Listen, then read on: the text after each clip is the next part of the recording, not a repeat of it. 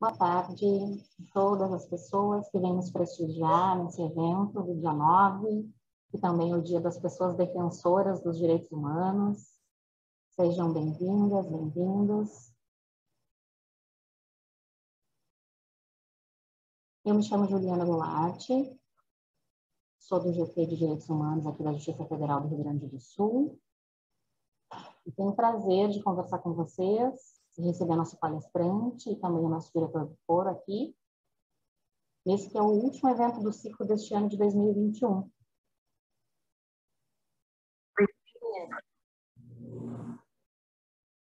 Hoje nós vamos falar, então, sobre as estratégias institucionais da prevenção e combate a toda forma de discriminação, racismo, sexismo, homofobia, preconceito etário, inclusão da pessoa com deficiência, segurança privada e outros.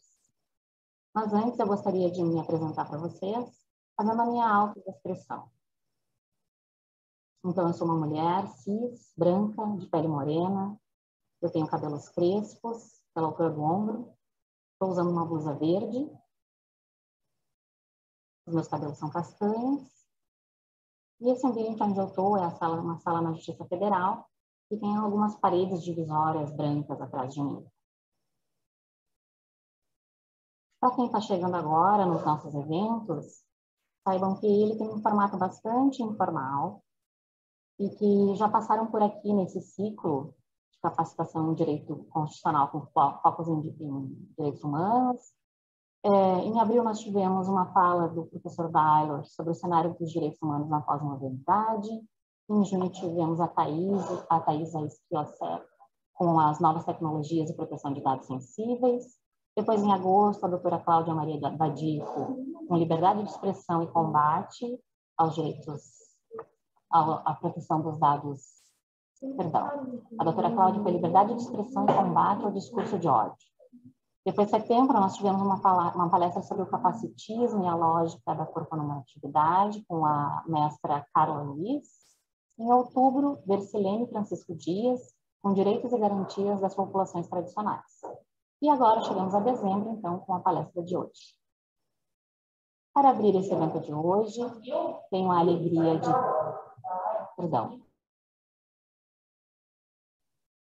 A alegria de convidar o nosso diretor do foro da Seção Judiciária do Rio Grande do Sul, o Dr. Fábio Vitório Marcello, que está conosco nesse evento, para trazer suas palavras de abertura. Boa tarde a todos e a todas. É uma alegria estar aqui nesse evento com vocês, esse grupo de trabalho aqui, cuja temática é direitos humanos. E é um grupo que foi formado há um ano, então estão fechando um ciclo, me parece, por essa época agora, e me sinto feliz aqui fazer parte aqui nesse momento, na posição que eu ocupo desse ciclo e participar desse evento com vocês. Sobre essa temática, direitos humanos, e sobre estratégias institucionais de prevenção, combate a toda forma de discriminação, eu me lembrei de um livro que eu li na época que eu fiz meu mestrado, do Bauman, Ensaio sobre o Conceito de Cultura. Bauman não é uma leitura daquelas leituras fáceis, mas uma leitura bastante profunda, uma leitura que tem que ficar meditando, pensando no que ele vai dizer. Mas algumas coisas que eu me lembro que ele trouxe da leitura que eu fiz a respeito de cultura, especialmente quando ele trata numa temática. Primeiro, ele trata a cultura como um diferencial entre o mundo humano e o mundo animal, né? É um grande diferencial, e aí ele traz algumas balizas importantes para separar, né, em que momento que podemos ser reconhecidos como uma civilização, deixando assim aqueles aspectos mais animalescos da nossa herança animal. E ele traz alguns conceitos de cultura, entre os quais um conceito hierárquico, que sempre me chamou atenção, bastante importante, esse conceito hierárquico que ele traz, que é a noção que a gente carrega, né, que toda a tradição, a cultura, são elementos que podem ser, que são, na verdade, herdados, são elementos adquiridos, né? quem nasce no meio de uma determinada cultura acaba, por tradição, herdando aquela cultura. E interessante, não é apenas essa constatação que ele faz, mas também a constatação de que se é algo herdado, se é uma herança, se é um patrimônio, se é uma propriedade, a cultura também ela pode ser alterada, ela pode ser modificada e mesmo abandonada, né? Então, quando eu olho para a nossa Constituição, especialmente no artigo 3º da nossa Constituição Federal, no inciso 4º, quando fala que constitui objetivos fundamentais da nossa República Federativa do Brasil, promover o bem de todos, sem preconceito de origem, raça, sexo, cor, idade e quaisquer outras formas de discriminação, certamente a Constituição impõe um objetivo a todos a que ela se vincula, e nós, como servos da nossa Constituição, da República Federativa do Brasil, nós e nossas instituições também estamos chamados a cumprir esse objetivo fundamental. Então, eu vejo com muita satisfação e muito orgulho que a nossa instituição também, né, porque está vinculada à nossa Constituição e aos objetivos fundamentais que a nossa Constituição determina mesmo, caráter obrigatório para serem cumpridos, a formação de um grupo de trabalho que pense nessa temática de direitos humanos, né? Então, acho que essa ideia de termos esse grupo de trabalho foi uma ideia muito bem-vinda. Acho que o estabelecimento desse calendário de atividades foi muito bem planejado durante esse ano, e aqui esse momento, então, por parte da direção, é reconhecer o trabalho feito pelo diretor que me antecedeu e parabenizá-lo por ter aprovado essa ideia desse grupo de trabalho, e agradecer a vocês que fazem parte desse grupo de trabalho por terem essa preocupação de trazer esse assunto para dentro da instituição, trabalharem essas temáticas importantes todas dentro da instituição, e dizer, finalmente, que a direção do Foro, assim como esteve na gestão passada, continua nessa gestão também engajada para cumprir, como não podia deixar de ser, o que a Constituição nos determina, e nesse aspecto colocar a direção do Foro também à disposição para as atividades que certamente serão também bastante abrangentes e bastante significativas e de bastante sucesso no ano que vem. E, mais uma vez, parabéns aí pelo fechamento do primeiro ano desse trabalho de vocês. E uma alegria aqui, eu vou permanecer, eu tenho um compromisso logo adiante, pessoal, logo adiante, mas eu pretendo permanecer para ouvir a palestra do meu contemporâneo de faculdade, doutor Henrico, lá da URGS, no tempo de 92, 93, circulei lá de 89 a 95, e o doutor Henrico também, a gente era contemporâneo da faculdade, e vai ser uma satisfação ouvi-lo, doutor Henrico, na sua fala, e já parabenizando pela seu engajamento nessa temática de direitos humanos. Então, com essas palavras iniciais de abertura, de agradecimento, eu devolvo a palavra, então, a Juliana. Muito obrigado. Obrigada, doutor Marcelo. Realmente é uma satisfação assim, poder contar com uma parceria da direção do Foro, é super importante. Mas, para além da direção do Foro, também outras parcerias, né? Comunicação social sempre nos apoiando. É um trabalho que é feito em conjunto com o Núcleo de Desenvolvimento Humano, lá, a quem a gente sempre agradece, reconhece. A equipe que trabalha com os círculos de conversa também nos apoia, engrandece os eventos também, criando círculos. Enfim, são muitas mãos, muitos corações e mentes, como eu falei hoje de manhã para alguns colegas, trabalhando para que tudo isso aconteça, né? Então, vamos receber aqui, sem mais delongas, o doutor Henrico. Antes de passar, eu vou fazer uma breve apresentação do currículo do doutor, que é extenso, mas ele foi bastante modesto e nos encaminhou um currículo aqui bem enxutinho. Então, o doutor Henrico possui graduação em Ciências Jurídicas e Sociais pela URGS, como já antecipou aqui o doutor Marcelo, Ele é mestre em Direito pela Universidade Roma II Tor Vergata e procurador da República, atuando atualmente como Procurador Regional dos Direitos do Cidadão no Ministério Público Federal. Então, doutor Henrico, eu vou lhe passar de imediato, só pedindo para as pessoas, então, que se fiquem tranquilas, as pessoas da Justiça Federal, tá? As perguntas podem ser encaminhadas no chat a qualquer tempo, a colegas do GT fazendo a moderação. A lista de presença também vai ser encaminhada ali pelo chat. Para quem é servidor ou servidora da Justiça Federal do Rio Grande do Sul, não há necessidade de fazer a verbação, ela é feita automaticamente. E um agradecimento especial aqui já de antemão à Celeste e ao Eric, que vão ser os nossos intérpretes de Libras, tá bem? Colegas de outros órgãos que eventualmente estejam conosco também, uma grande alegria receber a todos e todas. Doutor Henrico, a palavra está com o senhor e vamos prestigiar. Obrigada. Obrigado, Juliana. É uma satisfação estar aqui com vocês, com todas as pessoas que nos acompanham aqui. E a tua pessoa, sim, agradeço e saúdo. Né? Digo que é uma satisfação também estar aqui com o Dr. Fábio Matiello, né? Contemporâneo de faculdade. Eu passei por lá, Dr. Fábio, de 85 a 92, início de 92, quando me formei. Então, a gente foi contemporâneo lá.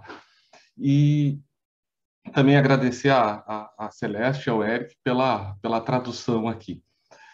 Eu, já feito esse agradecimento inicial, eu vou compartilhar com vocês a tela aqui para a gente tentar conduzir um pouco melhor o raciocínio e a apresentação. Tá tudo certo? Acho que sim, né? Perfeito.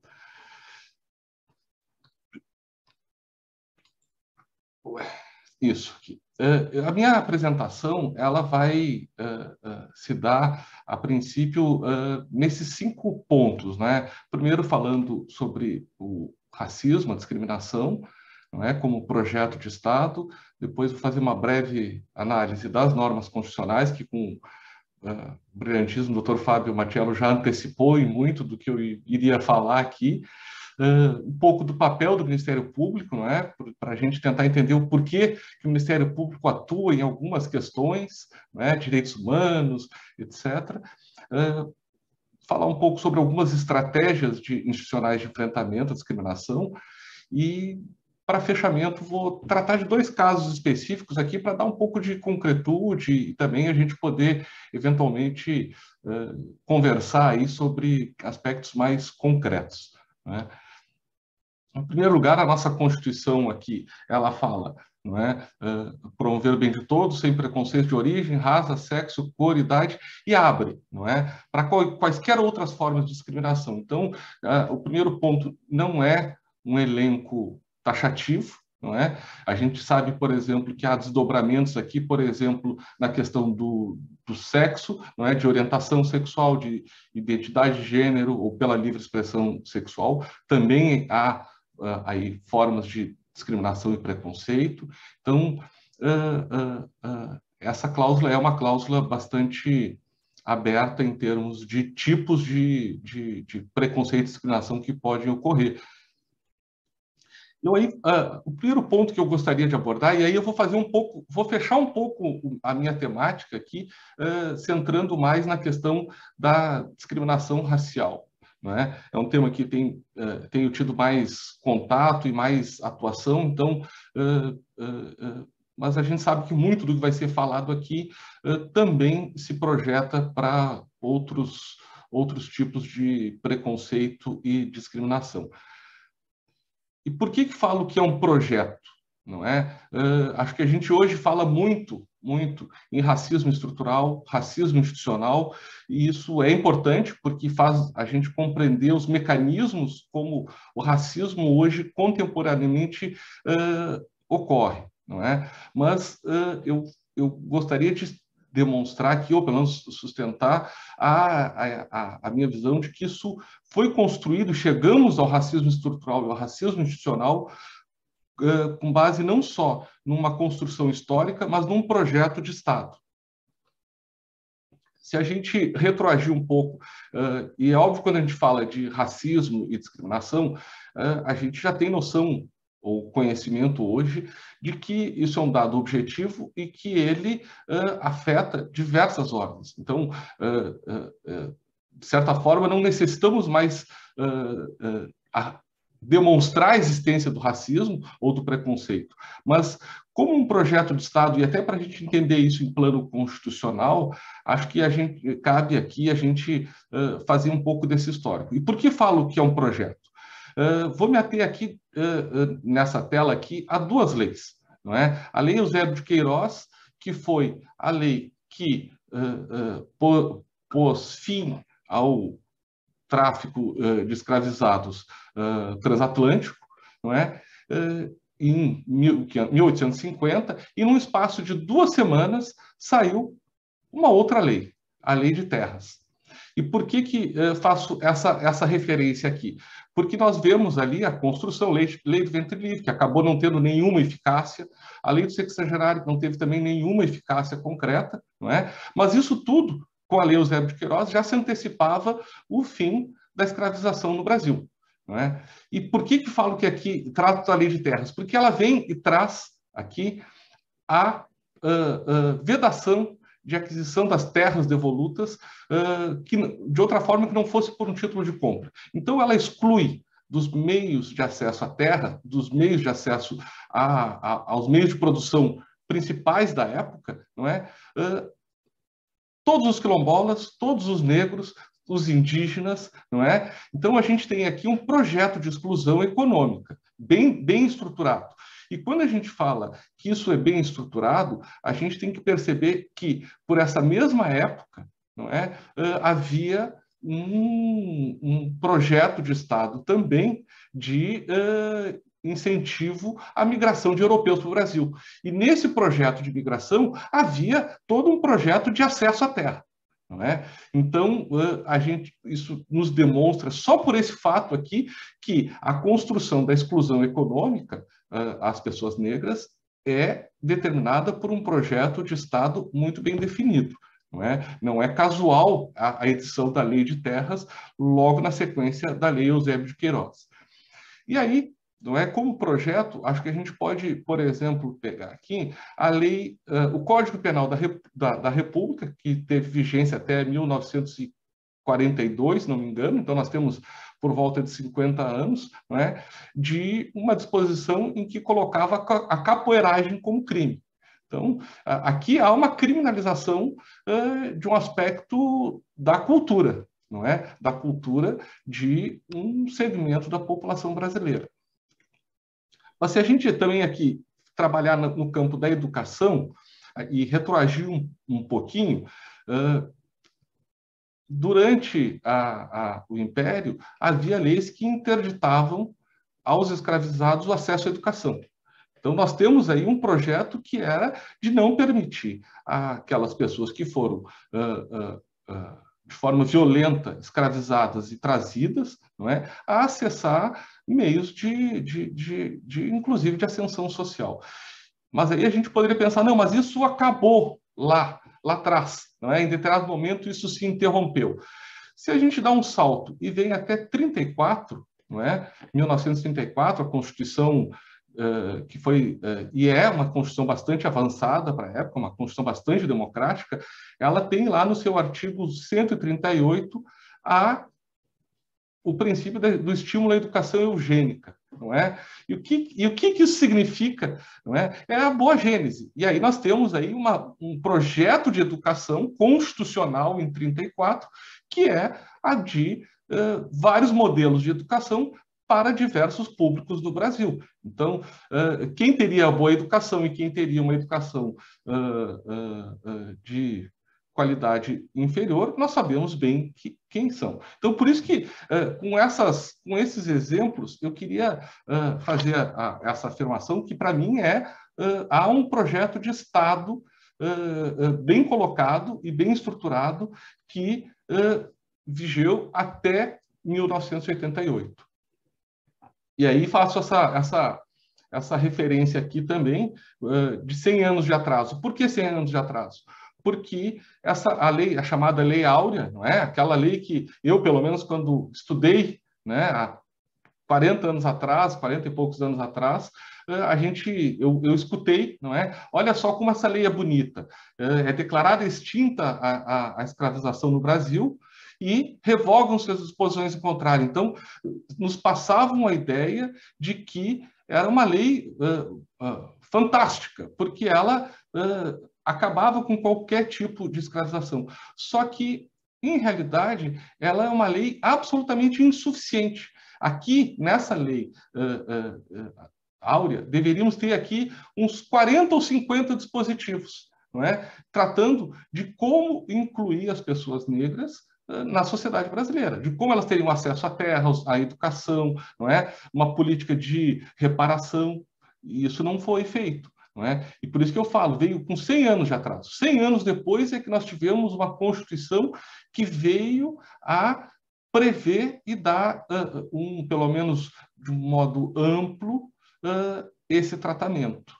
Não é? E não é porque nós tivéssemos desconhecimento nessa época da necessidade de regulamentação, lá em 1888. Porque quando a gente vai na lei do sexagenário ou na lei do ventre livre, há lá 40, 50, nem sei quantos dispositivos que tratam de esmiuçar os efeitos patrimoniais daquelas leis. Não é? Então, o Estado brasileiro sempre se preocupou com o efeito patrimonial daqueles que já detinham uma posição de privilégio. Não é? Mas quando se deveria ter se preocupado com como incluir a grande maioria da população, não o fez. E não o fez de forma, no meu entender, estruturada e como projeto.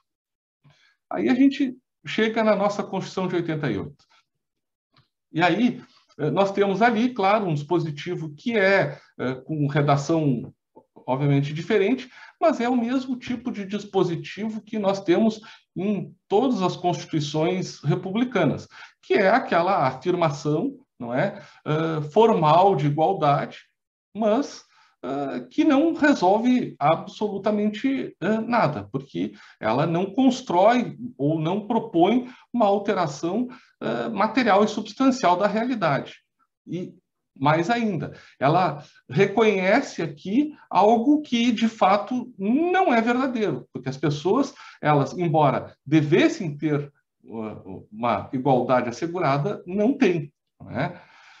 Mas a nossa Constituição de 88, ela nos traz aí diversos, além dessa afirmação formal, traz aí algumas afirmações bastante importantes, não é? O artigo 1º, que trata como fundamento da República a dignidade da pessoa humana, que é um princípio bastante inovador e traz aí como princípio diversas repercussões e diversas alterações, e isso se reflete, se nós formos ver, nas próprias decisões do Supremo Tribunal. Não é? O Supremo Tribunal Federal de 1988, logo depois da Constituição, decidia as coisas com uma outra visão. Não é? Esse princípio veio com muita importância, contaminar, felizmente, todo o nosso sistema. Nós temos ali também uma afirmação formal, não é? Como princípio, o repúdio ao racismo. E aí nós chegamos naquele dispositivo que o Dr. Fábio, com bastante brilhantismo, já nos antecipou, não é? Que é o artigo 3º. E aqui, por que eu destaquei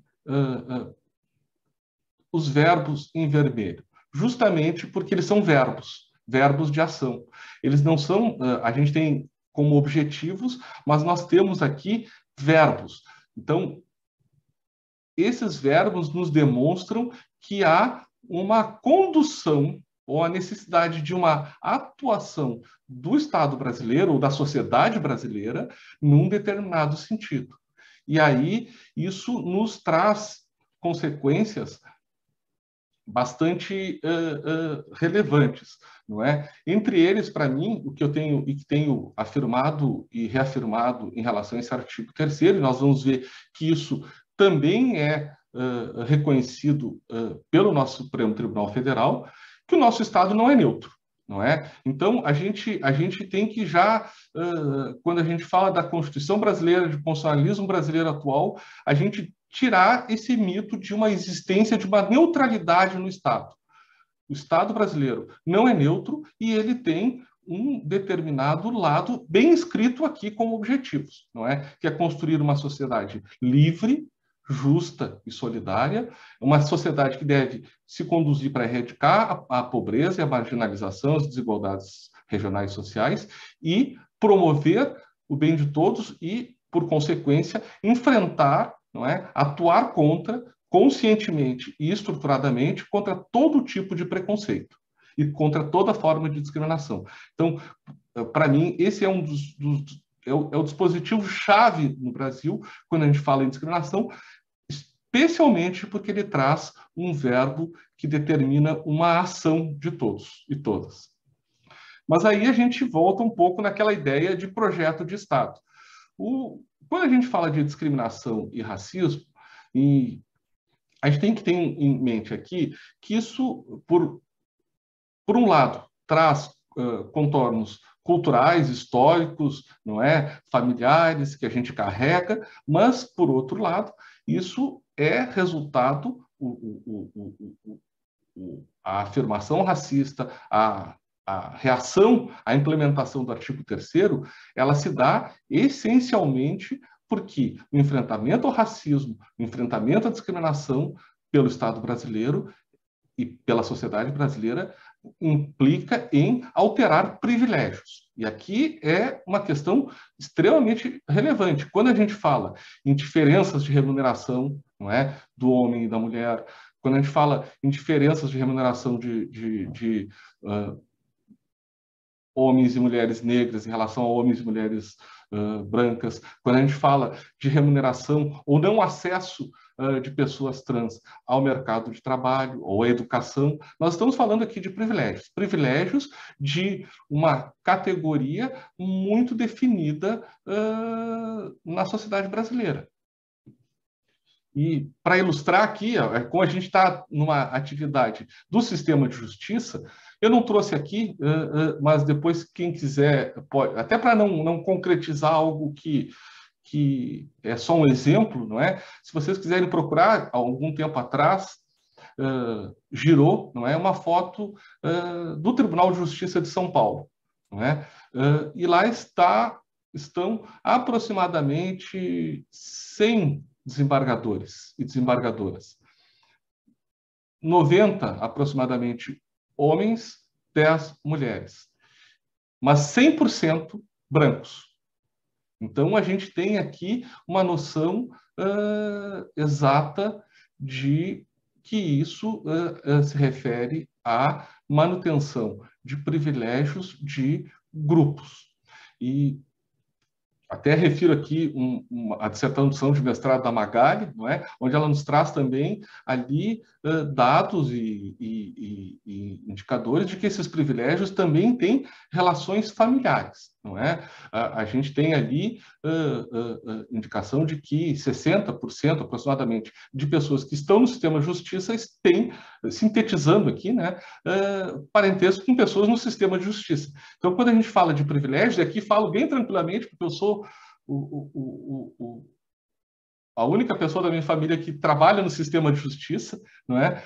A gente tem aí a noção de que esses privilégios também têm uma relação, por vezes, com essa estruturação familiar, como se a gente tivesse aí ainda num regime quase que de capitanias hereditárias de certos espaços públicos. E também trouxe aqui o porquê que eu destaquei aqui a ADC 41. Porque eu falei ali que a Constituição de 88 veio com 100 anos de atraso, não é? Mas a definição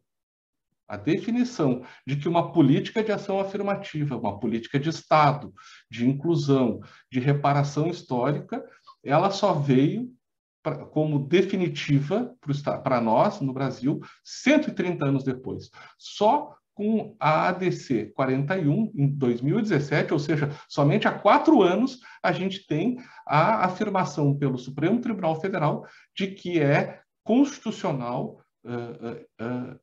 esse tipo de política. Nós já tínhamos uma decisão em relação às universidades, mas em relação à política para serviço público só veio em 2017. Então, a gente pode perceber como, e isso, se a gente for verificar, são o quê? 30 anos depois da Constituição de 88. Então, os mecanismos previstos na Constituição de reparação e mais profundamente de inclusão, eles só foram ter sua efetiva aceitação como constitucionais 30 anos depois da Constituição. Então, isso serve para mostrar que mesmo a gente trabalhando com dois projetos distintos de sociedade, como aquele projeto, ele permeia e se mantém através da ideia de racismo estrutural e racismo institucional, mesmo numa ordem constitucional que tem objetivos completamente contrapostos. E aí, falo aqui, não é? A Constituição define o enfrentamento como objetivo.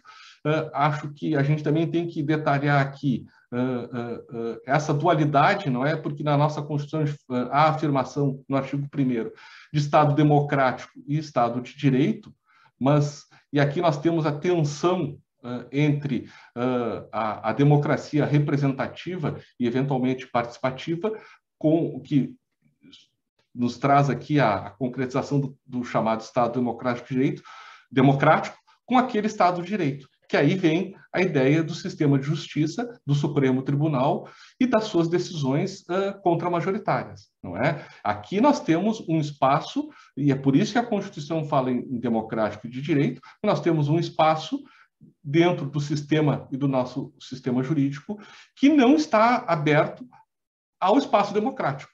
Não é? Não que não haja democracia, mas que não cabe aqui uma decisão da maioria sobre direitos de minoria. Não é? Mesmo que essas minorias, e aí é um conceito que a gente tem que também afirmar, são minorias ou, às vezes, maiorias minorizadas. Não é? São minorias de poder, minorias de força, mas não, como na questão das pessoas negras, minorias em número. Então, a gente tem que entender aqui que há um espaço na nossa Constituição ao qual não é permitida a decisão por maiorias ou decisão que possa afetar os direitos de minorias. E quando a gente percebe aqui esse objetivo, e aí volta ao Dr. Fábio, que afirmou ali que é uma obrigação nossa do poder público e da sociedade, eu trago aqui não só a ideia de ausência de neutralidade, que eu já referi, mas uma referência à DPF 457. Essa DPF, e eu vou consultar meu tempo aqui, ela trata de uma lei do município de Novo Gama de Goiás, em que havia a intenção de impedir os professores, não é? Já aí vem uma violação à liberdade de expressão, não é? De tratar de assuntos de gênero ou de orientação sexual e de questões de enfrentamento ao racismo. O Supremo não só disse que era inconstitucional essa lei, que é uma afirmação que poderia ser só limitada a uma condução de não atuação contrária do Estado, não é de garantir só a liberdade, mas foi mais. Ele coloca que é dever estatal, não é? E aqui o dever é agir. Não é? E aí a gente faz um gancho aqui com a questão do não retrocesso, voltando à questão do Estado democrático. Não é? A gente sabe, obviamente, que nosso Estado ele tem eleições periódicas, eleições dos nossos gestores públicos, mas eles, não é? Eles e todo o sistema, não é? Poder Executivo, Legislativo, Judiciário e Ministério Público não podem contrariar o que a Constituição dispõe e não podem contrariar aquele objetivo de enfrentamento ao racismo. Nós temos, então, aí a possibilidade de caminhos diversos, não é? Pelo princípio democrático, mas todos eles têm que apontar e se conduzir para a mesma finalidade. E aqui trago o porquê que eu afirmei aqui o não retrocesso. Porque nós temos, obviamente, ideias, não é? Está previsto em lei, eventuais revisões da política de cotas, não é? Das políticas criadas. Agora, no meu entender, por uma questão de interpretação do artigo 3º do objetivo constitucional, a gente tem uma vedação do retrocesso, não é? É claro que não poderia haver, eventualmente, uma alteração dessas políticas com implementação, aí sim, de outros mecanismos, mas não a sua exclusão, e desde que, no meu entender, esses mecanismos comprovadamente sejam tão ou mais eficazes que os mecanismos já implementados. Aí eu vou para o 3º ponto, acho que nós já temos aí uma boa parte do tempo, falar um pouco aqui sobre o Ministério Público na Constituição de 88. Por que um órgão que a gente sempre identifica e é mundialmente identificado com a atuação criminal, não é? No Brasil, ele atua na defesa das liberdades, da garantia do Estado democrático, na defesa de direitos humanos, não é? Aqui a atuação criminal, e nos debates da Constituição de 88 havia a ideia de criar no Brasil, já é uma ideia que se discutia há algum tempo no Brasil, a ideia de criar um ombudsman, ou, no caso, um defensor do povo, ou defensor do povo, como os nossos constituintes também pensaram. Havia ali a ideia de criar esse mecanismo, que foi criado, não é? Ele foi criado, e só que foi criado sem uma nova instituição. O Ministério Público foi colocado como o ombudsman no Brasil, o defensor do povo no Brasil, não é? Sendo inserida na sua atribuição toda essa gama de atuações, por 2 grandes motivos, não é? Se a gente pensa no ombudsman escandinavo, lá é 1 ou 2 pessoas para um país pequeno, com uma área pequena. No Brasil, num país continental, não é? Nós precisaríamos de uma estrutura muito maior. E o segundo argumento que foi utilizado foi a de que o Ministério Público já vinha com bastante eficácia atuando com base na Lei da Ação Civil Pública na defesa de interesses coletivos e difusos, em especial o meio ambiente, o consumidor. Então, essa foi a construção brasileira, não é, de colocar dentro do Ministério Público aquelas atribuições de defensor do povo e de ombudsman. Por isso que a gente acabou tendo essa possibilidade e esse dever constitucional de atuar em defesas de direitos humanos, defesa das liberdades, defesa do Estado democrático, não é? Aqui eu vou fazer uma rápida passagem, porque por conta do tempo, não é? Nós temos aí na ideia de ombudsman 2 grandes modelos, não é? Um modelo tradicional lá da Escandinávia, não é? Inicialmente da Suécia, que é do 1809, da Finlândia, que é de 1917, não é? Que tem ali uma criação desse sistema que faz um controle do Estado, um controle da atividade do Estado, não é? Lá de uma forma bastante profunda, inclusive com uma atuação até de mérito dos atos do Estado, não é? Dos governantes. O ombudsman, ele se proliferou depois da Segunda Guerra, não é? No mundo. Foi até chamada ombudsmania. Só que ele se proliferou por um caminho transverso. Ele primeiro passou pela Noruega e lá ele foi tratado como de uma forma com menos poder, com menos possibilidade de atuação, não é? É chamado de um soft ombudsman, não é? E dali ele se proliferou. Então, nós temos aí uma explosão de ombudsman depois da Segunda Guerra até o final da década de 70, não é? Hoje contam em mais de 100 países, com uma diversidade de estruturas. Eu rapidamente vou tratar de 3 casos para a gente ter uma ideia da relevância. A Inglaterra instituiu, mas criou um filtro parlamentar. Então, o povo na Inglaterra, ele nunca se dirige ao ombudsman. Ele tem que se direcionar a um parlamentar parlamentar é que decide se isso chega no Ombudsman. Então, há um controle muito grande da atividade do Ombudsman, há uma trava. A França, recentemente, mudou, criou um mediador, mas ela, por muito tempo, teve muita resistência, porque, para eles, o controle da administração deveria ser feito pelo Tribunal Administrativo. Então, eles tiveram muita resistência e demoraram até 2014 para efetivamente criar algo mais profundo. A Itália, para vocês terem uma noção da relevância da discussão, eles têm os defensores cívicos regionais, e não tem um defensor cívico nacional, porque eles entendem que, para a sua criação, eles têm que alterar o modelo de tripartição dos poderes. A criação de um defensor do povo, ou um ombudsman na Itália, implicaria em alteração da correlação de estruturas de separação de poderes. Então, para a gente rapidamente aqui ter um pouco da discussão e da magnitude que é a criação de uma estrutura dessas. Mas até chegar em Portugal e Espanha, nós falamos desse modelo tradicional, que é um controlador da administração, não é? Mas como delegado do parlamento, porque eles sempre são delegatários do parlamento. Quando chega em Portugal e Espanha, há uma mutação.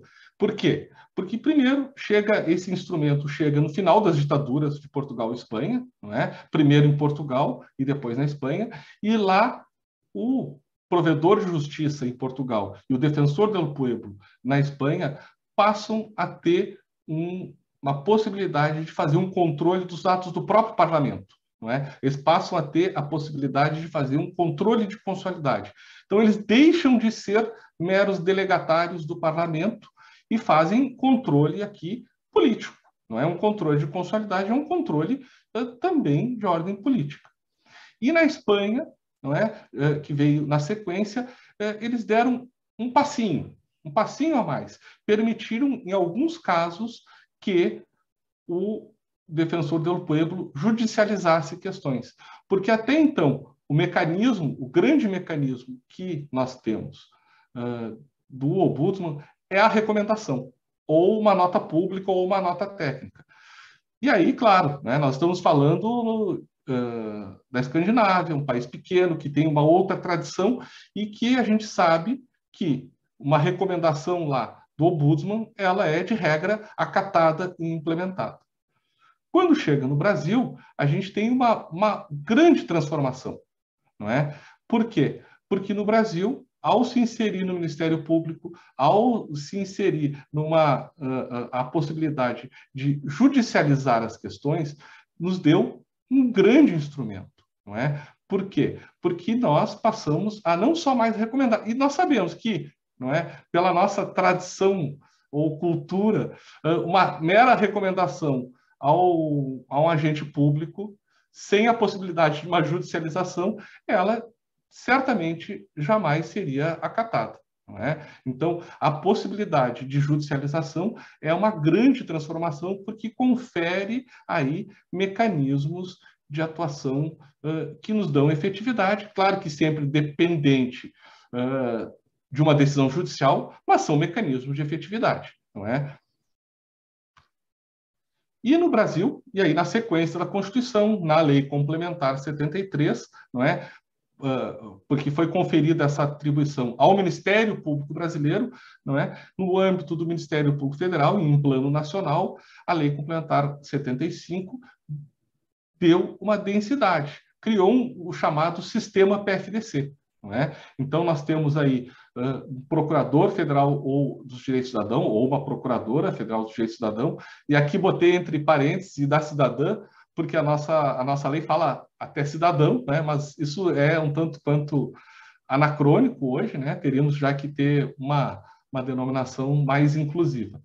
E criou a possibilidade, criou nos estados e no Distrito Federal, no âmbito do Ministério Público Federal, 21 em cada estado, um procurador regional dos direitos do cidadão, que aí sim tem essa atuação, inclusive de judicialização. Por regulamentação interna, não é? os procuradores-gerais dos direitos do cidadão têm mandato, não é? E são cargos que são eletivos internos.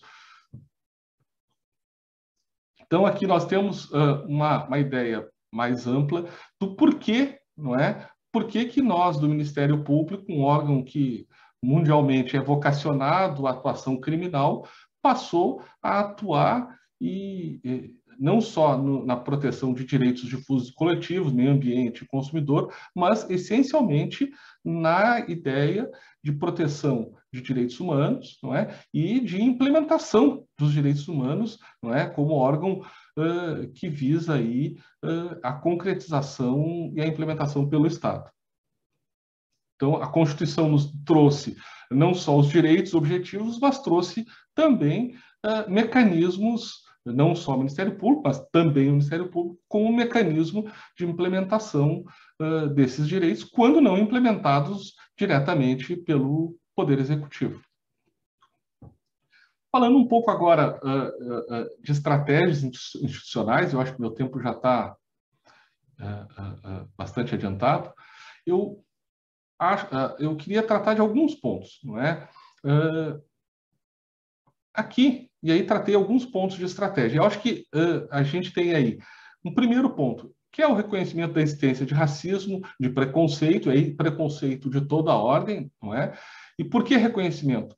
Porque nós temos, infelizmente ainda hoje, uma negação de que haja discriminação e preconceito, não é? No campo do racismo, do preconceito às pessoas negras, há aquela ideia de que nós temos uma democracia racial, somos miscigenados, isso não existiu, não existe, é tudo invenção para criar uma tensão social, não é? Mas existe e traz efeitos muito concretos, não é?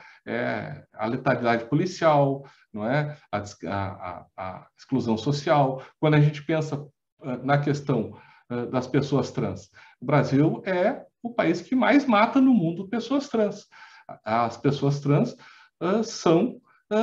têm uma expectativa de vida de 35 anos. Elas são excluídas da escola. Por quê? Porque é a discriminação, é o preconceito, é o diferente, é aí uma gama de motivos, não é? Então, o reconhecimento, entendo que é o primeiro passo para a gente poder trabalhar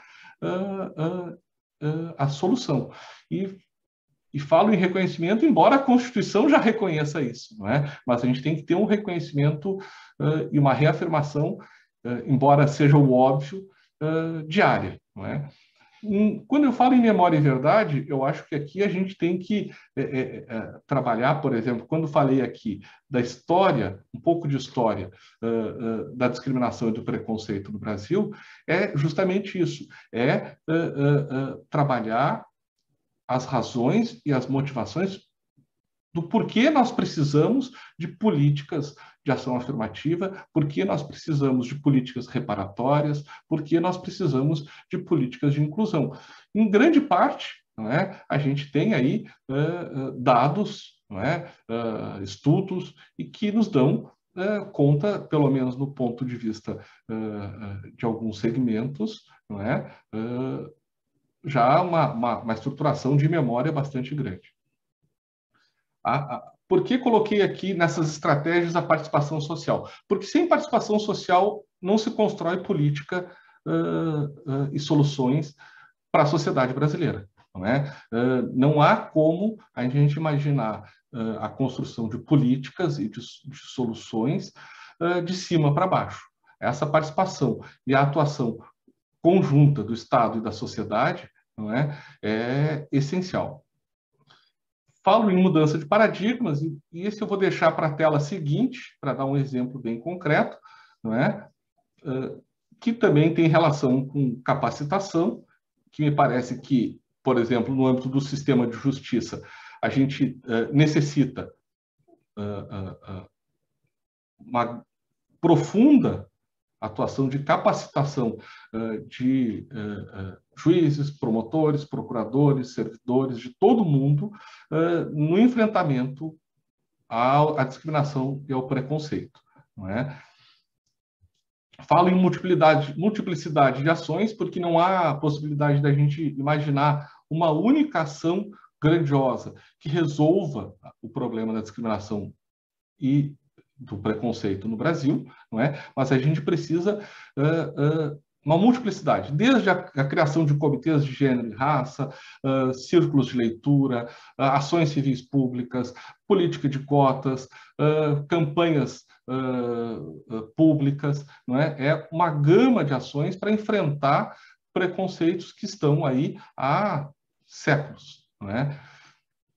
Entendo que essas políticas elas são geracionais, e falo isso porque as nossas leis que tratam de política de ação afirmativa trouxeram prazos de revisão, e não posso entender e compreender uma política de cotas ou de ação afirmativa que não seja geracional, não é? Por um exemplo bem específico, se nós pensarmos as universidades, a cara da universidade com as ações afirmativas mudou muito rapidamente. Mas se nós eliminarmos ela hoje, em 5 anos, nós temos de volta uma universidade que não mais refletirá a realidade da sociedade brasileira. Então, elas são geracionais. Para enfrentar uma discriminação e um preconceito, as barreiras sociais, as barreiras todas que há a todas as pessoas que são objeto de discriminação, nós precisamos entender que essas políticas deverão ser mantidas e ampliadas por pelo menos uma geração, ou duas, não é? Geração, digo aqui, 30, 40 anos. E falo em ampliação. E por que falo em geracional também aqui? Não só nas universidades. Um estudo do CNJ coloca, e aqui é interessante porque traz para o mundo nosso aqui, mais próximo, não é? Que é o sistema de justiça, e não é diferente em outros segmentos que não o judiciário. No Ministério Público pode ser até pior, não sabemos, nós não temos um estudo. Nas procuradorias de Estado, na Advocacia da União, se não é igual, é pior. Um estudo do CNJ coloca que o Poder Judiciário vai chegar a ter 20% de magistrados e magistradas negros e negras em 2049. Não é? Ali, quando o estudo foi feito, dava um arco de 30 anos. Pois bem, eu tenho minhas dúvidas se isso acontecerá. Primeiro, porque nós estamos tendo uma redução muito grande de vagas no serviço público, não é, de cargos.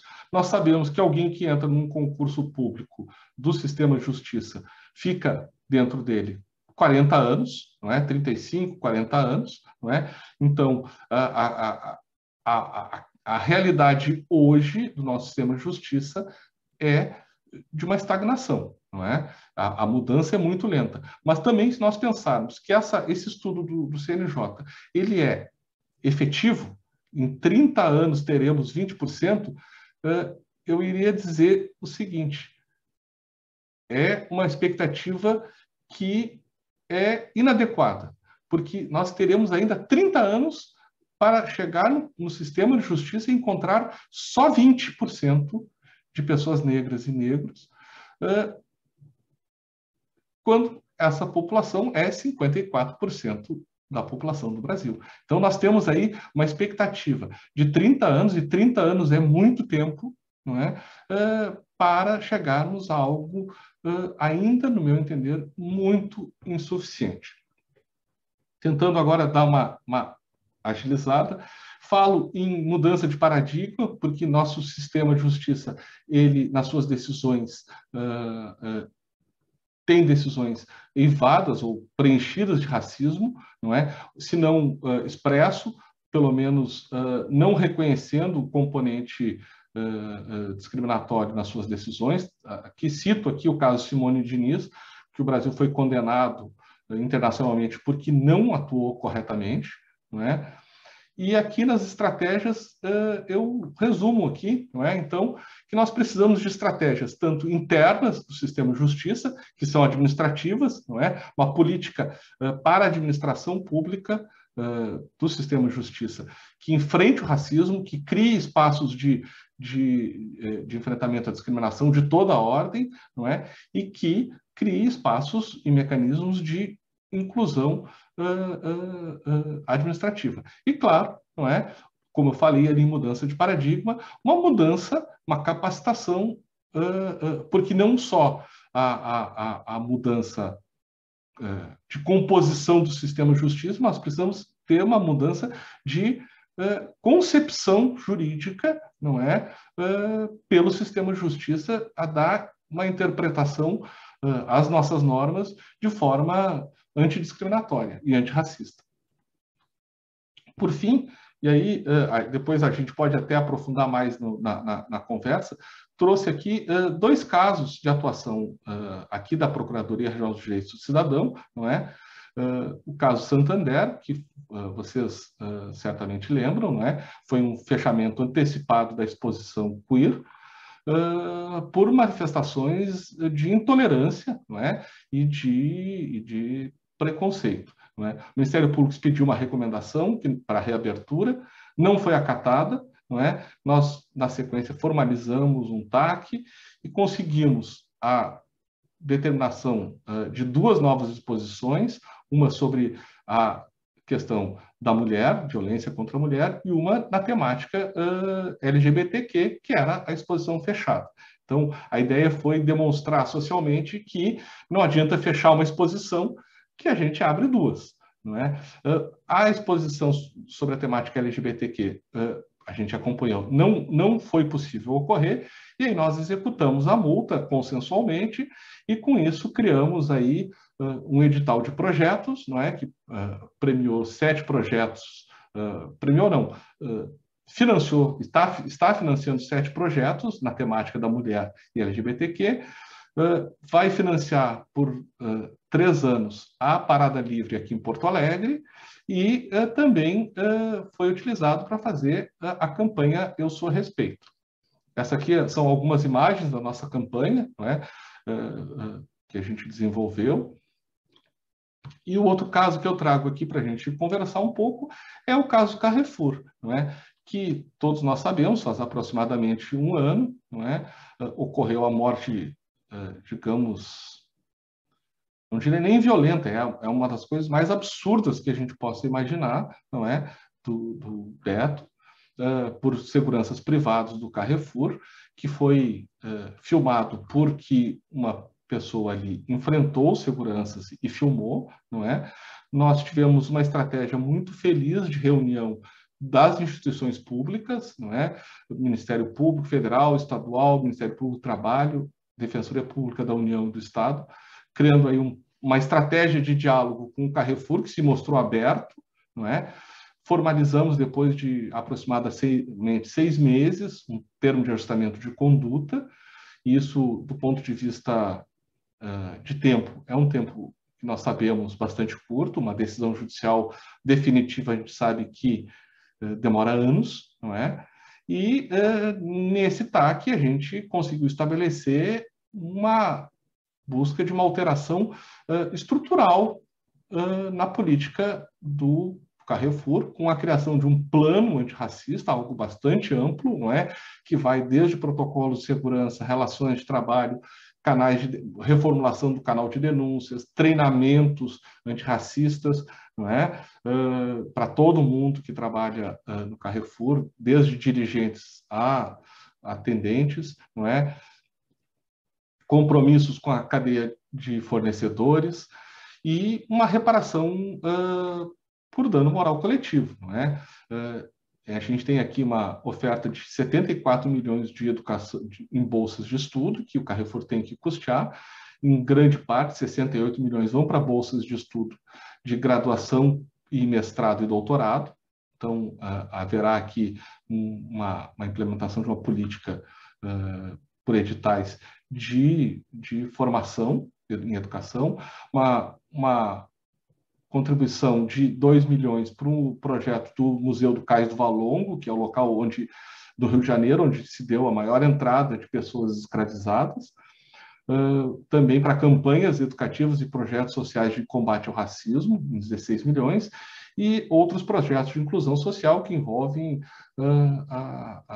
quilombolas também, não é? E aí faço essa nota ao final ali de que isso não envolveu e não envolve os acordos com os familiares ou os compromissos que o Carrefour publicamente assumiu. Isso são compromissos do TAC adicionais. Então, a gente depois pode, na sequência, aí, conversar um pouco sobre essas estratégias, que são, no meu entender, 2 casos de bastante resolutividade e com uma resolutividade num prazo muito breve, não é? E que são interessantes da gente dialogar como estratégias. Por fim, para encerrar, trago aqui uma poesia do Oliveira Silveira. Para quem ainda não o conhece, ele já é falecido. Ele foi um dos idealizadores, ele é do Grupo Palmares, um dos idealizadores do 20 de novembro, da Fundação Palmares, dos movimentos negros, né? Ele recentemente aí ele foi conferida o título de doutor honoris causa pela Universidade Federal do Rio Grande do Sul. Então, trago essa poesia dele, né? Não vou ler, porque não sei ler poesia, que é bela, nos traz exatamente o que é no Brasil, e que, para encerrar, digo que tive a felicidade e a honra de ter sido aluno do Oliveira Silveira no ensino médio. Então, essa é a minha apresentação, né? E fico aqui à disposição para a gente conversar. Dá uma respirada agora, doutor Henrico, depois dessa palestra toda, maravilhoso, assim, a gente ouvir toda a contextualização e também a parte prática, assim, gostei muito quando o senhor traz essa questão da ação, né, que a Constituição está aí, ela nos coloca as garantias, mas que também nos impulsiona para a ação, né, não apenas para garantir, que realmente a gente tem um contexto em que mesmo quando se tem a impulsão para agir, nem sempre a ação acontece. Então, também muito bom ouvir, por fim, aí, algumas, eu sei que tem outras tantas iniciativas do Ministério Público, né, no sentido da implementação dos direitos humanos, da garantia dos direitos.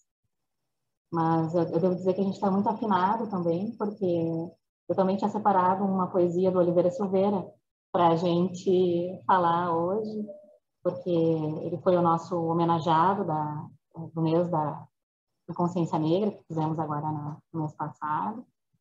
Então, falamos muito sobre ele nos últimos dias. Então, estamos todos conectados aí com as mesmas ideias, né?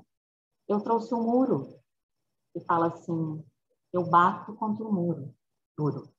Esfolo minhas mãos no muro. Tento de longe o salto e pulo. Dou nas paredes do muro duro. Não desisto de forçá-lo. Hei de encontrar um furo por onde ultrapassá-lo. Eu acho que fala um pouco sobre a luta das pessoas que tentam fazer a defesa, né, dos direitos humanos, especialmente no contexto atual que a gente vive. Então, agradeço muito a palestra, vou passar as perguntas, a gente tem algumas já no chat, tem vários elogios também chegando aqui para o senhor que pode acompanhar aí no chat. Eu vou começar pelas perguntas que nos foram passadas e aí o senhor vai ampliando conforme achar que é o caso, tá bem?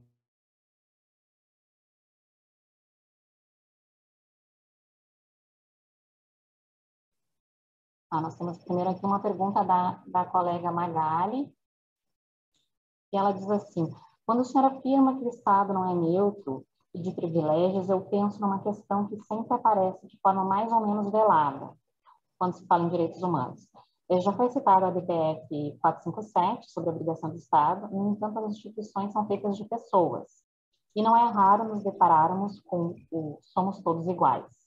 Acho que passa um pouco pelo que o senhor falou ali, né, sobre a democracia racial, digamos, o mito, né, da democracia racial, mas, enfim, sobre os outros preconceitos também do que o somos todos iguais pode tentar encobrir. Sim, né? Nós somos todos iguais, mas não somos tratados de forma igual. Essa que é a questão, né? A gente tem, obviamente, uma formalidade constitucional e legal que impede, não é? Mas concretamente nós temos uma desigualdade tremenda, não é? Se a gente for analisar quem é que a polícia mais mata, não é? Quem é que a polícia prende, não é? Como é que se dá todas essas relações? Então, nós deveríamos ser todos iguais, nós deveríamos estar no artigo 5º, isso deveria ser a nossa realidade. Então, isso nos impõe aí uma atuação, eu diria, fundamental do Estado, não é? E é por isso que eu digo que é não neutro, porque nós temos um dever, não só constitucional, um dever moral, um dever ético, um dever humano, não é? De enfrentar e mudar a sociedade, não é? Para que as pessoas não tenham, não é?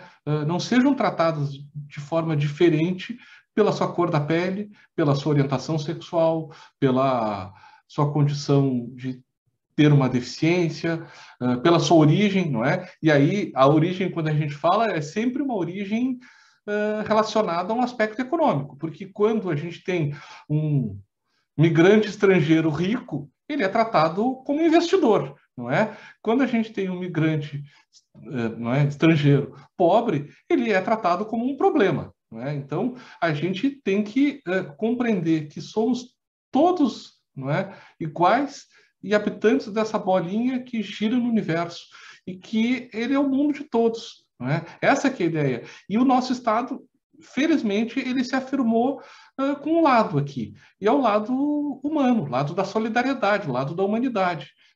Não é um lado absurdo, não é essa não neutralidade não implica que a transformação da nossa sociedade em uma outra sociedade comunista, socialista. Não, é só transformar. O artigo 3º nos dá uma dimensão de uma transformação para uma sociedade que seja minimamente fraterna e humana. Então, e se dizer não neutro nesse aspecto, eu acho que é um imperativo ético mínimo, não é? Perfeito. O senhor fala do reconhecimento ali, o primeiro passo é o reconhecimento de onde partimos, né? Qual é o nosso contexto. Então, temos aqui também outra pergunta, se há ações específicas para as áreas de segurança e polícia judiciária, também acho que é da colega Magali. Você conhece alguma iniciativa, e se no próprio órgão, como que se está lidando com essa questão? Veja só, posso falar aqui especificamente de duas iniciativas do Ministério Público, não é? Nós temos a atribuição de controle externo da atividade policial, não é? E a 7ª Câmara, que é a de controle externo, criou um grupo de trabalho para tratar especificamente da questão da discriminação e de preconceito na polícia. Não é? Claro que no âmbito da polícia da União.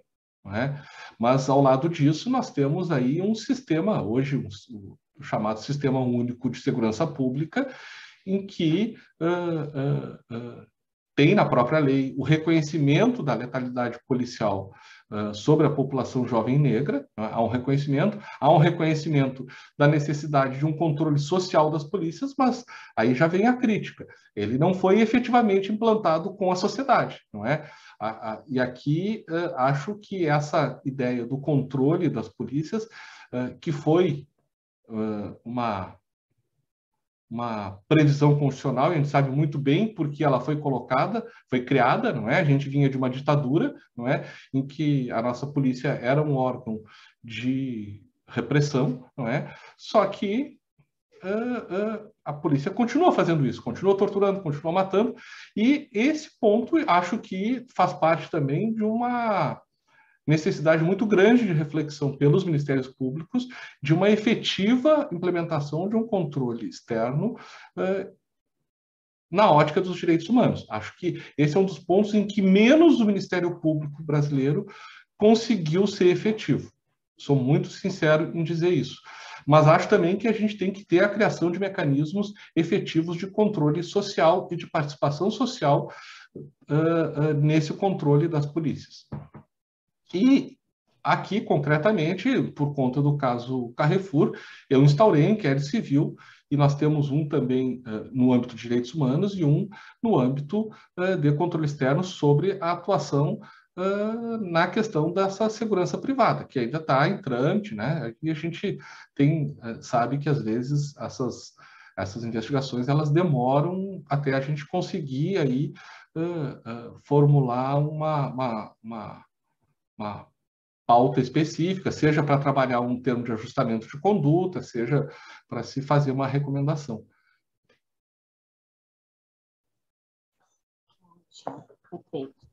O senhor falou também ali, agora surgiu uma pergunta que me fez lembrar de uma parte da sua palestra, onde o senhor fala sobre, comenta assim, que mesmo às vezes que se coloca em termos institucional para fins de promoção dos direitos humanos, precisa, volta e meia, ser atualizada, né? Como a linguagem, ali você falou que essa linguagem magistradas, promotores, enfim, procuradores, já não é mais tão inclusiva, e é verdade, né? A gente precisa a todo tempo estar se atualizando e se reinventando como instituição, me parece, né? Mas vem uma pergunta aqui interessante no chat, que foi da colega Cibele Garcês, se existe, se vocês no Ministério Público têm alguma iniciativa para o combate à discriminação no atendimento ao público. E também, assim, acho que é a linha de frente mesmo, onde a gente lida mais, né, com as questões no dia a dia. Como que se está se tratando a questão? Veja só, Juliana, a gente tem no Ministério Público, foi uma política que foi criada já faz alguns anos, não é? Além do setor de protocolo, que é aquele setor, digamos assim, burocrático, não é? E de um atendimento muito formal, não é? Nós, no Ministério Público, criamos uma sala de atendimento ao cidadão. Não é?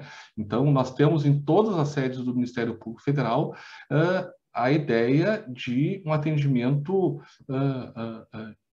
aberto, direto, acessível, e a ideia, mas obviamente a gente depende de pessoas, de servidores e servidoras que trazem sua bagagem, né, histórica, e aí a gente pode ter, claro, não é, na concretização, uma maior ou uma menor atendimento humanizado, mas a ideia é ter um atendimento humanizado àquela pessoa, não é, que vem na sede do Ministério Público. Não é? E esse atendimento é essencial que seja de escuta, não é? A gente tem que escutar as pessoas, a gente tem que auxiliar, mesmo que não seja uma questão diretamente do Ministério Público Federal, não é? Não adianta a pessoa vir ali e tu dizer, não é aqui, não é?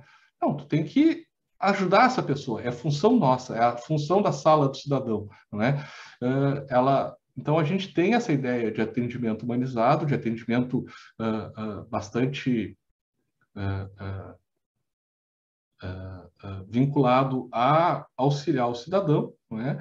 E, inclusive, por exemplo, aqui no Rio Grande do Sul, a sala do cidadão é vinculada à PRDC. Então, aí tu tem uma ideia da dimensão de relação desse atendimento com a garantia e proteção de direitos humanos, não é? E isso é, no meu entender, fundamental, porque é uma forma, a escuta já é uma forma de direitos humanos. E quando tu falou aqui de linguagem, eu acho que é muito interessante, se tu me permitir, eu vou falar um pouquinho disso, mas bem rápido. Ótimo, seria já a próxima pergunta, então já vamos lá. Então tá, então eu já falo. Eu vou te dizer assim, a gente tem aí duas grandes, hoje, não é, vertentes dessa questão da linguagem inclusiva, linguagem inclusiva e linguagem neutra, não é? Que é um processo histórico que a gente tem aí um primeiro momento em que se falava em linguagem inclusiva, linguagem de gênero, não é? Essa ideia de boa tarde a todas e todos, não é? A gente não excluir, não é, da nossa fala a questão de gênero. Acho que isso ainda, mesmo sendo algo mais sedimentado já há bastante tempo, nós temos um manual do Estado do Rio Grande do Sul que foi feito, tem uma cartilha da União Europeia, diversas cartilhas, não é? Mas acho que ainda há muito a ser feito. Nas nossas petições, nos nossos ofícios, não é? Em tudo a gente pode colocar um pouquinho e ampliar isso e concretizar. E às vezes não é nem a questão de amarrar o discurso, não é? Todas e todos, não, boa tarde a todas as pessoas. Então, tu foge, às vezes, daquela linguagem marcada pelo gênero. E tem essa discussão toda que é a discussão da linguagem neutra. Essa, no meu entender, é uma questão que o que vai ser definido vai ser durante a história, não é? As línguas mudam. As linguagens, as palavras mudam, a concepção das palavras mudam, não é? Senão a gente estaria falando que o latim, não é? Ou aramaico, não é? A linguagem é um processo vivo, extremamente vivo. Esses dias, no nosso comitê de gênero, a gente estava conversando sobre isso e eu falei, olha, eu tenho uma gramática histórica da língua portuguesa, que já é histórica, porque ela tem mais de 100 anos, que falava lá, como é que é? Que o correto é 16 e 17, e que alguns, por puro pedantismo, falam 16 e 17. Quer dizer, mudou. A língua muda, ela é um processo de transformação. E na questão de gênero, de orientação, pode ser que mude, pode ser que a linguagem neutra é uma disputa política, obviamente, de certos segmentos, e pode ser que daqui 50 anos, 10 anos, 30 anos, nós tenhamos isso normatizado na nossa gramática normativa. Alguns países estão fazendo, outros não, porque já tinham. Se a gente pensar no inglês, o inglês é uma linguagem extremamente neutra, não é?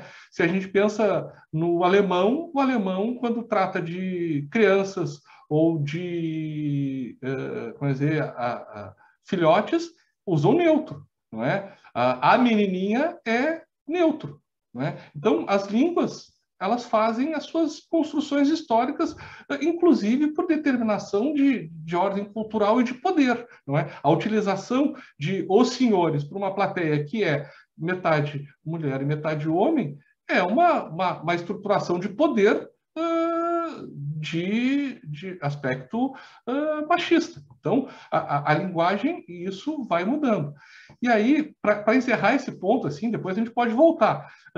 A gente vê alguma discussão sobre palavras, não é? Essa palavra é de cunho racista, essa palavra... E isso gera uma certa polêmica. E eu acho que essa polêmica, ela é, por vezes, tratada de forma equivocada. Algumas palavras são trazidas, mas ela vem do latim, etimologicamente, ela dizia isso, não sei o quê. A linguagem ela não é só etimológica, não é?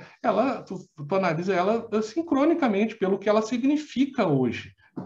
Isso, mal comparando, eu diria que seria a gente buscar aí a etimologia com uma interpretação do direito com menos legislatórias, não é? Não, mas o legislador quis isso, mas ela etimológica... Não, a lei ela tem uma interpretação contemporânea ao momento da sua aplicação. A linguagem também. Então, se a palavra denegrir vem do latim e tinha um significado, mas a gente está há 2000 anos disso. Ela tem um significado hoje. E se ela, mesmo que do ponto de vista de dicionário, ela tem um significado diverso daquilo que hoje se está compreendendo, e se ela afeta 54% da população entende que ela tem um outro significado, ela passou a ter outro significado. Não é? Ela passou a ter outro significado, porque quem faz o significado das palavras são os falantes. E aí, para encerrar mesmo esse ponto, Jana, a gente tem que pensar assim, mas querem nos tolher 10 palavras. O dicionário tem 10 mil palavras, não é? Se eu tiver que, por respeito a 54% da população, usar certas palavras num outro contexto ou não usá-las, é muito pouco. Não é? Se a gente pensar, mas há um desequilíbrio, qual é o outro lado da balança? Não é? 400 anos de escravização, não é? E o que os negros e negras no Brasil nos pedem?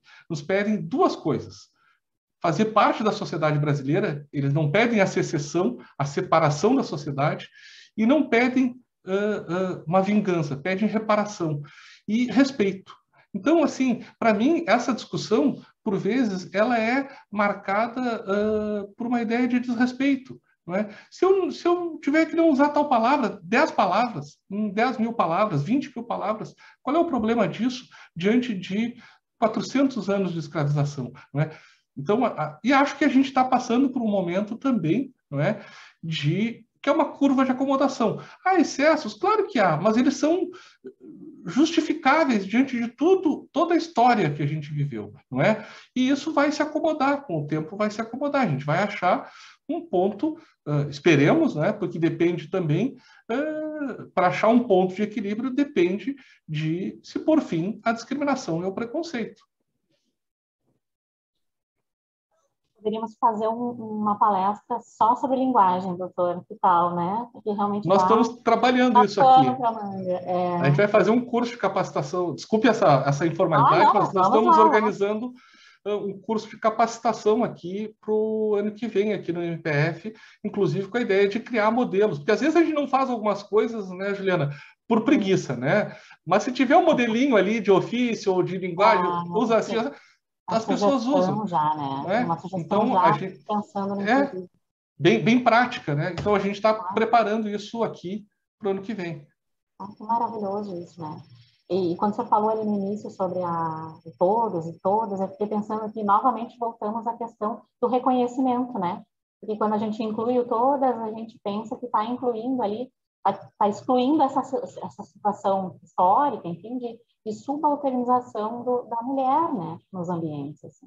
Então, de novo, a gente olha para... É simples, é uma palavra a mais no discurso, mas ela significa bastante, né, no sentido de reconhecer que naquela sala, naquele ambiente, também temos mulher para além dos homens, né? Esse masculino neutro aí que se fala tanto, tornava invisível, né? E assim com a linguagem com tantas outros públicos que também são inviáveis, enfim, agora embolou a palavra aqui. Mas é isso, temos mais perguntas, doutor. Acho que temos um tempinho ainda, eu vou lhe encaminhar então, tá? Nós temos aqui uma pergunta do colega Eduardo Sander, que diz assim, gostaria que o palestrante falasse um pouco sobre quais frentes, se isso é possível, o Ministério Público poderia atuar contra a exclusão digital no que tange ao acesso aos serviços pelo cidadão. É o que se fala bastante agora, especialmente nesse momento de pandemia tão necessário, né? A exclusão digital. Perfeito. Aí a gente teria que... isso é um assunto muito grande, não é? Uma nova palestra, né? Vai desde a exclusão por uma exclusão econômica, né? De não ter acesso a um computador, a um tablet, a um celular, vai para uma exclusão, inclusive, digamos, etária, não é? As pessoas... Mas eu tenho um pai de 91 anos, eu sei a dificuldade que ele tem para usar um celular, não é? Vai também para a exclusão por ausência de acesso a pessoas com deficiência, não é? Então, algumas dependem de políticas muito fortes do executivo, não é? Na exclusão econômica, não é? E a gente viu aí como isso não foi solucionado, não é? Não foi implementado durante a pandemia na educação, não é? E aí há toda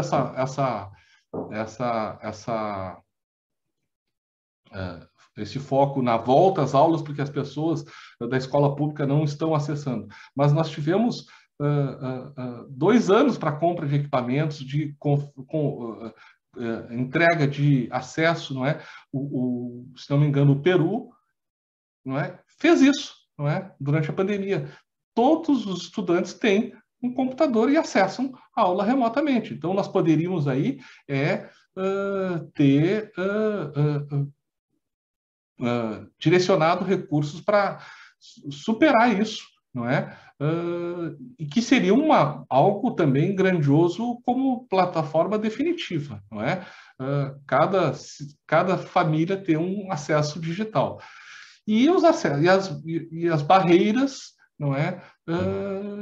Do ponto de vista de pessoas com deficiência, etc. Essa nós temos inúmeros procedimentos no Ministério Público que tratam de questões específicas, né? Aí, um acesso a tal site do estatal ou que mantém ainda barreiras e acesso a pessoas que não conseguem acessar os serviços públicos. Então, isso é também um tema muito importante.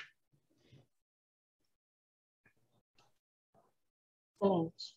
Temos mais perguntas ainda, doutora. Eu vou lhe passar mais umas 2 perguntas para a gente poder aprofundar o debate e ocupar bem o tempo, tá? A gente está adorando. Eu não tenho pressa nenhuma, Juliana. Eu fico aqui até às 10 da noite com vocês. Olha, perguntas para fazer e práticas para se inspirar. A gente gostaria de ouvir até, com certeza, às 10 da noite. Eu diria até às 9h30, porque aí tem os jogos do Brasileirão e aí... Pois é, né? Hoje tem aí ninguém vai ficar aqui, alegria né? para alguns e tristeza para outros, me parece, né? Enfim, como é que é? Cada qual no seu cada qual, né? Nós temos pergunta, doutor, sobre a situação do hino. Aqui a gente falou de linguagem, né? Tocamos um pouco nesse assunto. Me parece que aqui a Câmara de Vereadores agora está com uma regulamentação que os vereadores, mesmo os vereadores negros e negras, deveriam sim se levantar para ouvir o hino nacional, assim. A gente gostaria de ouvir algum comentário seu nesse sentido, que poderíamos falar a respeito. Veja só, Juliana, quando a gente fala do hino do Rio Grande, a gente volta aí ao Oliveira Silveira, né? Sim, com certeza. E aí até porque quem digamos, apontou essa questão historicamente foi ele. E aí faço um parêntese, né, Juliana? Tu imagina ser aluno dele por um ano inteiro de literatura, né? Nossa, né? Algo... E assim, não é só pelo que ele representa, era uma das pessoas... E quando a gente conversa, desculpe o parênteses aqui, os colegas de 2º grau de ensino médio, né? A gente sempre teve, antes até de ter a noção da dimensão dele, a gente sempre teve ele de forma especial, pela humanidade que ele tinha, uma pessoa... Então, assim, eu me sinto um privilegiado. Quanto à questão do hino, a gente tem que compreender assim. É claro que a gente tem... E aí vem a questão dos símbolos como um todo, e é uma discussão bastante interessante. Quando a gente pensa no hino do Rio Grande, acho que a gente tem que desfocar um pouco e ver que ele não é um símbolo que tem aí, eventualmente, 1000 anos e é intocável, não é? Ele foi alterado na década de 60 e foi com uma justificativa muito interessante, porque ele tinha ali uma referência a gregos e romanos. E ele foi alterado pelo fundamento de que isso não tinha uma relação conosco, não tinha mais uma relação com a nossa atualidade, nossa contemporaneidade e a nossa sociedade. Aí a pergunta que fica é, o escravismo tem? E em que medida esse escravismo tem que ter uma relação conosco? É claro que a gente não vai apagar 400 anos de escravização. Isso é fato, isso é memória, isso é verdade. Agora, quando tu coloca na letra do hino povo, como é que não tem virtude acaba por ser escravo, tu coloca que os escravizados não tinham virtude. Por isso que eles foram escravizados. Por isso que eles poderiam ser tratados como escravos. Aí vem a ótica, se tu for analisar a ótica disso, é sempre a ideia de que tu tem que ter um elemento cultural legitimador da hierarquia e da escravização. Porque se tu, quando tu coloca as pessoas como iguais, tu não consegue escravizar. Por isso que há uma desumanização. O que faziam com os judeus na Segunda Guerra? Tu tem que, primeiro, e sempre fizeram, não é? Tu tem que desumanizá-los para poder... tirar os cabelos, né? E tratá-los como... Não é? Ou como a questão dos Tutsi, né? São baratas, não é? Quando tu desumaniza, tu encontra legitimação, não é, para agir de uma forma. Então, quando a gente fala da questão da escravização, ela tem um legitimador. E aí, poderia dizer, não, mas essa não era a intenção do hino. Essa não era a intenção do hino, de quem redigiu. Não sei se era, não sei se não era, mas a população negra do Rio Grande do Sul vê assim hoje. E aí vem aquela ideia do respeito. Qual é o problema? Não é uma letra intocada que tem 1000 anos, que é... Não, ela foi alterada 30, 40 anos atrás. Por que nós não podemos transformar nosso símbolo do hino rio-grandense, e que é um hino que, se tu for ver, talvez eu acho que seja talvez o único hino estadual, não é, que as pessoas cantam, não é? É algo que a gente cantava e canta, talvez mais até do que o hino brasileiro, é um fenômeno que a gente percebe, não é? E qual é o problema de que esse hino tenha uma pequena mudança de redação, não é? E seja integrador. Essa que é a questão. A gente tem que pensar que o que se pretende, o que os movimentos negros pretendem com a alteração do hino, não é nada além de se sentir integrado na sociedade gaúcha. E é só isso que se pede, não é? E qual é o problema de se trocar uma palavra? Tirar aquele... Acho que até tem uma proposta de redação do Oliveira Silveira quanto a esse hino. Então, eu acho que essa discussão, ela é desfocada de argumento, porque não é algo intocável, não é? O tradicionalismo. Não, esse hino foi mexido. Mexemos de novo agora, ponto. E se integra a levantar e a cantar com orgulho, não é? Toda a população do Rio Grande do Sul. Essa que é a questão para mim. É uma questão bem simples. Eu acho que se faz muito barulho, e digo barulho, quem faz é os que não querem alterar o hino, não é? Por algo tão pequeno. Acho que é tão pequeno, tão simples de resolver e de dizer às pessoas negras desse estado que elas são nossos iguais, são iguais, são cidadãos, cidadãs e têm que estar integrados. Essa que é a questão. É a questão do respeito. Eu acho que não há nenhuma lógica para a gente não alterar rapidinho esse hino e encerrar isso e todo mundo sentir orgulho e sentir respeitado cantando o hino.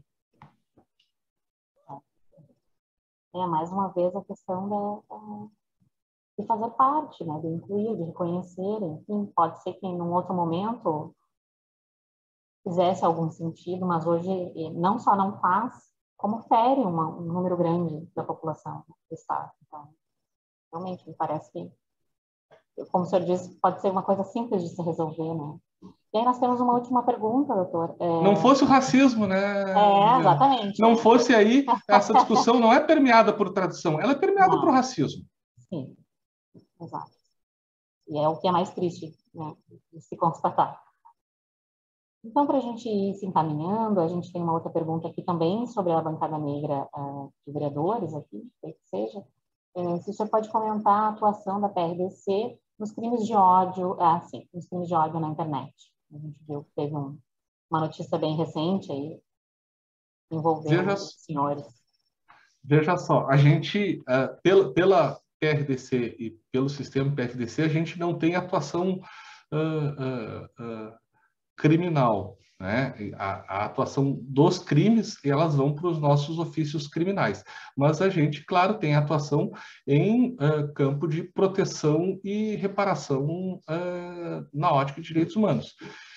E aí temos que pensar que a nossa Constituição, e esse é o precedente do caso Elvancler, não é? Que, por um lado, a Constituição assegura a liberdade de expressão, por outro, ela também assegura a dignidade da pessoa humana. Então, a gente não pode imaginar que a livre expressão sirva como um instrumento, não é, de violação de direitos. A gente não pode assegurar só o direito de quem fala e não assegurar o direito de quem ouve, de quem recebe a mensagem. Então, aí há toda uma discussão, não é? E é amparada a discussão em tratados internacionais que trabalham a questão da liberdade de expressão e a vedação do discurso de ódio, de intolerância, não é? E nesse ponto, acho que certo, vamos dizer, maestria, a doutora Cláudia Datico abordou aqui na palestra dela, não é?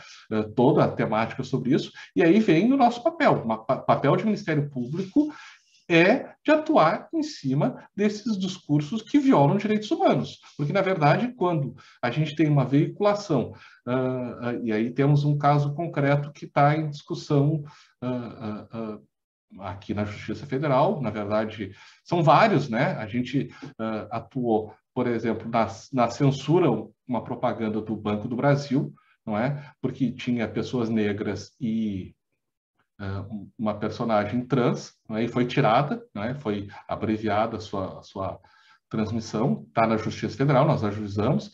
Foi a primeira ação, acho que, de caso de censura, não é? Desde esse governo. Nós temos uma ação porque, e aí temos que falar, o presidente da República fez o tal do que nós entendemos como o racismo recreativo, né? É um termo absurdo, mas absurdo utilizar dessa forma a fala, em que desmerecia, não é, associava aquela ideia de baratas, não é, o cabelo de pessoas negras. Então nós temos, não é, seja quem seja um simples particular ou o presidente da República, e em especial o presidente da República tem o dever de garantir os direitos constitucionais, não é? Então, não poderia fazer uma fala assim. Então, nós temos e estamos atuando, não é? Temos ação contra o presidente da República por usar essas falas, temos 2 ações contra o apresentador Siqueira por relacionar, uma foi essa semana, pessoas LGBTQ a pedófilos, ou a usuários de drogas, ou a cometedores de crimes. Então, isso não é liberdade de expressão, isso é uma violação, não é? Isso é um discurso de intolerância, um discurso de ódio, é vedado pela nossa Constituição, por tratados internacionais. E aí vem o papel nosso como garantidores de direitos humanos, que é tomar as medidas, não é, judiciais de reparação por dano moral e também, não é, de buscar medidas estruturantes, não é? A gente sabe que tem problemas nos meios de comunicação, não é?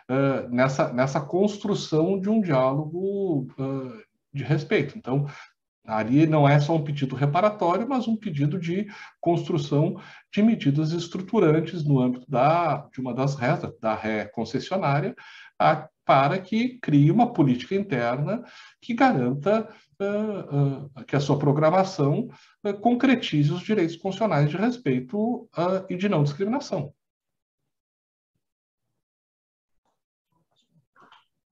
Tinha várias outras perguntas, doutor Henrique, que a gente tinha anotado aqui, algumas vieram no chat, tinha outros temas que a gente gostaria de pontuar. Eu acho que nós faremos um segundo capítulo, talvez, acho que vamos convidar o senhor para o ano que vem, fazermos um segundo capítulo dessa nossa conversa, assim, que realmente muitos temas, né, temas delicados, assim, que bom poder também trazer a concretude disso para nós, aqui para o nosso dia a dia, para o ambiente do sistema judiciário, né. Um colega que o Marcos já comentou, houve retrocesso nos Estados Unidos com a morte do George Floyd, e aqui no Brasil com o caso Carrefour. Então,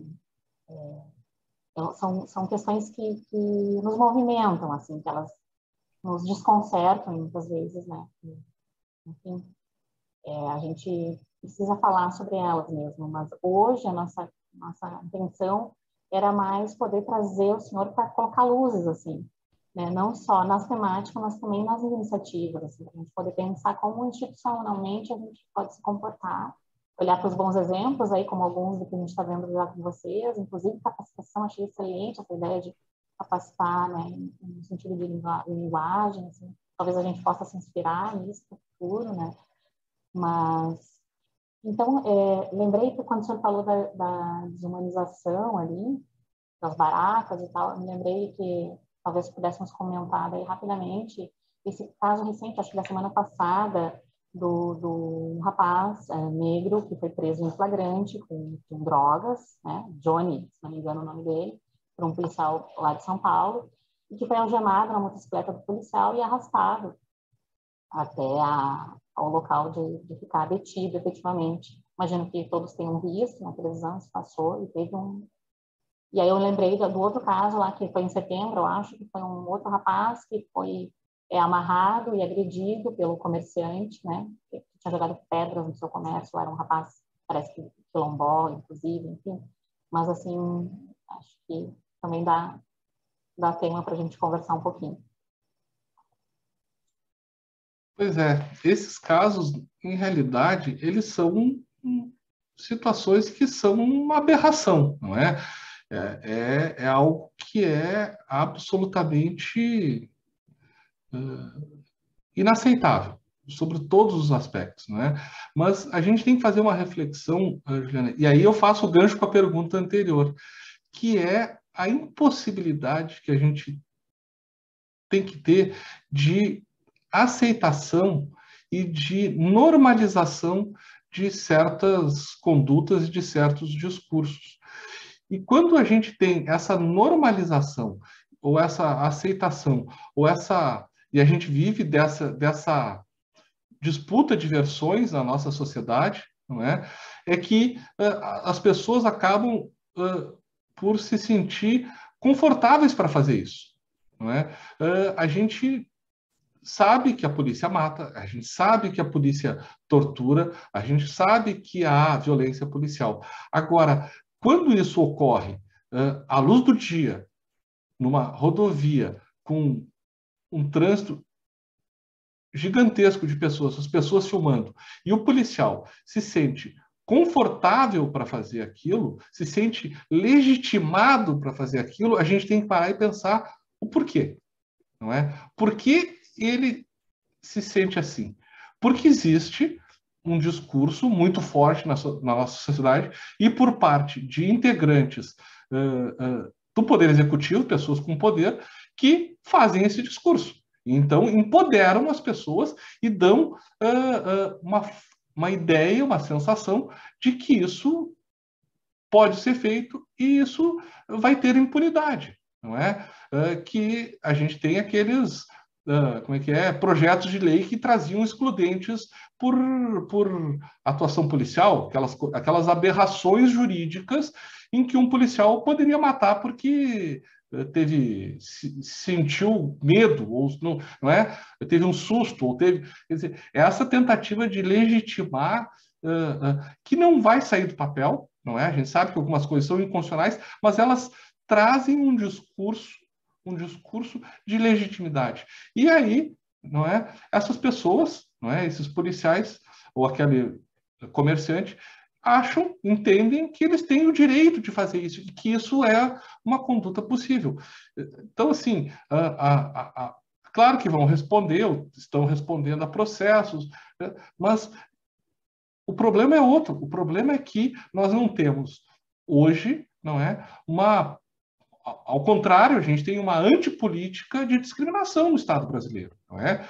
Então a gente tem que entender que há um discurso de legitimação do racismo e do preconceito. Voltando ali, quando um presidente acha que pode associar o cabelo de uma pessoa negra, e aí não é aquela pessoa específica, é as pessoas negras. A gente sabe o quão relevante e quão símbolo de luta é o cabelo para a luta dos movimentos negros, legitima discursos, não é? Então, o Estado brasileiro deveria atuar 100% na contramão disso, né? Devia estar atuando no enfrentamento à tortura, enfrentamento ao arbítrio, ao abuso policial, enfrentamento ao racismo.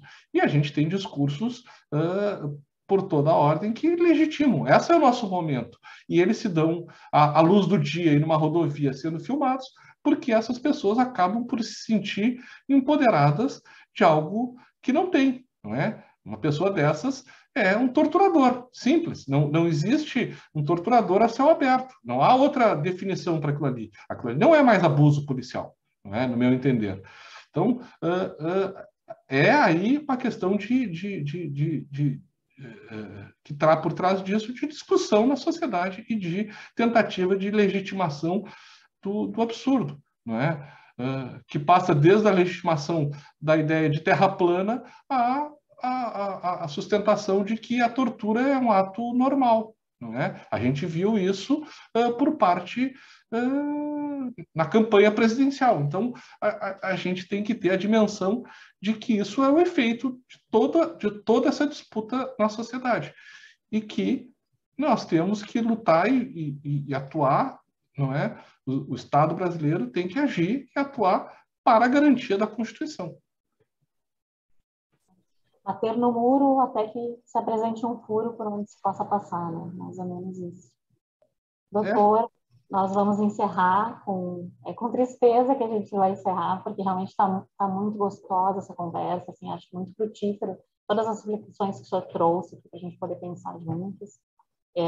Acho que não foi de graça, que foi o nosso ciclo de encerramento aqui, foi maravilhoso, a gente abordou várias questões aqui, teriam outras tantas para trazer, mas o tempo do Cronos às vezes é um algoz, né? Então a gente também precisa obedecer. Eu gostaria de agradecer imensamente a sua participação.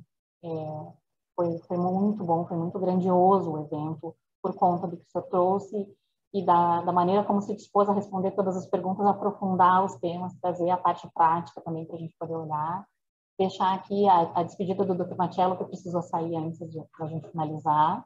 Deixou aqui também a sua parabenização e um fraterno abraço aqui que ele colocou no chat para o senhor.